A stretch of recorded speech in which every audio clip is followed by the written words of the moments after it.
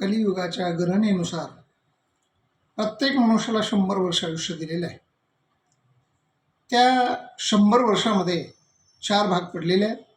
1 ते 25 वर्ष, 25 ते 50 वर्ष, तिसरा भाग आहे 50 ते 75 वर्ष आणि 75 ते 100 वर्ष. प्रत्येक भागामध्ये आपापलं कार्य दिलेलं आहे. ते कार्य प्रत्येकाने केलंच पाहिजे.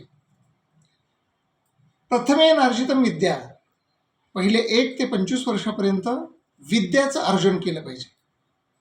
25 ते 50 वर्ष द्वितीयम नार्जितम धनम, दुसऱ्या भागामध्ये धनाचं अर्जन केलं पाहिजे. तृतीयम नार्जितम पुण्यम, तिसऱ्या टप्प्यामध्ये पुण्याचं अर्जन केलं पाहिजे. आणि हे जर तिन्ही टप्प्यामध्ये नाही केलं तर शास्त्र म्हणतं चतुर्थम किम करिष्यते, पुन्हा मात्र आपला वेळ निघून गेलेला असतो. काहीही मनुष्य करत नाही. कालगणनेनुसार आपल्याला मृत्यू लोकामधून जावं लागतं. हे अंतिम सत्य आहे.